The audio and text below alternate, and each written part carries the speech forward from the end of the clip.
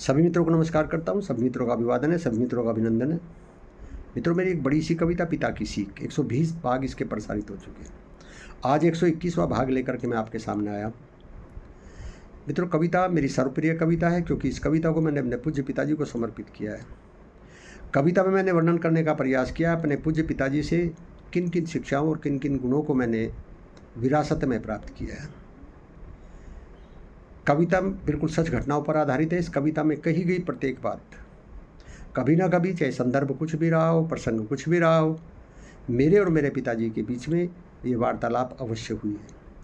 मित्रों, जब भी मेरे मन में कोई शंका होती थी, कोई जिज्ञासा होती थी, तो उस जिज्ञासा को लेकर के, उस शंका को लेकर के मैं अपने पिता के पास पहुंचता था और मेरे पिताजी अद्भुत तरीके से उस शंका, उस जिज्ञासा को, उसका समाधान करते थे। और उनका जो तरीका होता था वो कहानी के माध्यम से या आसपास का सामाजिक कोई उदाहरण दे करके उसको इस तरीके से समझाते थे कि उसको मैंने अपने मन मस्तिष्क में संजो करके रखा है। बहुत ज्ञान था मेरे पिताजी को समाज का, विलक्षण, अद्भुत थे वो। मित्रों, जब भी मैं इस कविता को लिखता हूँ, कविता का पठन पाठन करता हूँ, तो मैं अपने पिता को अपने आसपास महसूस करता हूँ। मुझे लगता है कि वो मेरा मार्गदर्शन कर रहे हैं, मुझे प्रेरित कर रहे हैं इस कविता को लिखने के लिए। कविता कुछ इस प्रकार से थी।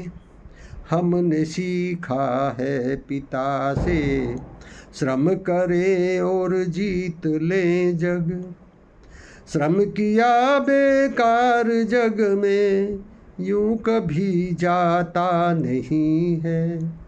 हमने सीखा है पिता से। प्रस्तुत है पिता की सीख, भाग 121। मित्रों, मेरे पिताजी कहा करते थे कि अगर किसी व्यक्ति को मेहनत से प्यार होता है, परिश्रम करने से वो जी नहीं चुराता, तो निश्चित रूप से सफलता प्राप्त हो जाती है, विजय मिल जाती है उसको। प्रस्तुत है पिता की सीख, भाग 121। हमने सीखा है पिता से, मेहनत से गर प्रीत होती। हमने सीखा है पिता से, मेहनत से गर प्रीत होती, तो क्या परिणाम होता है? हार जाती है बुराई, अच्छाई की जीत होती। हार जाती है बुराई, अच्छाई की जीत होती। झूठ पर सच्चाई की हो, ना विजय भी रीत होती। मेरे पिताजी कहते थे कि अब तक कोई ऐसा उदाहरण नहीं है कि झूठ ने सच को पराजित कर दिया। ये एक परंपरा है, ये एक रीत है। इसलिए कहते थे, झूठ पर सच्चाई की हो, ना विजय भी रीत होती। थोड़ा विचलित होता है सच। मेरे पिताजी कहते थे, सच कभी नहीं हारता, सच को पराजित नहीं किया जा सकता। सच थोड़ी बहुत देर के लिए विचलित हो सकता है, कुछ समय के लिए उसको विचलित किया जा सकता है, लेकिन सच को कोई पराजित कर दे, ये संभव नहीं है।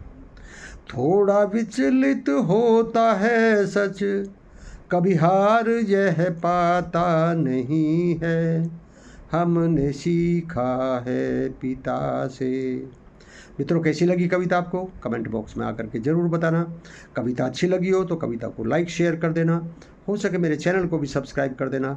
बहुत बहुत धन्यवाद। मिलते हैं इसके अगले भाग में।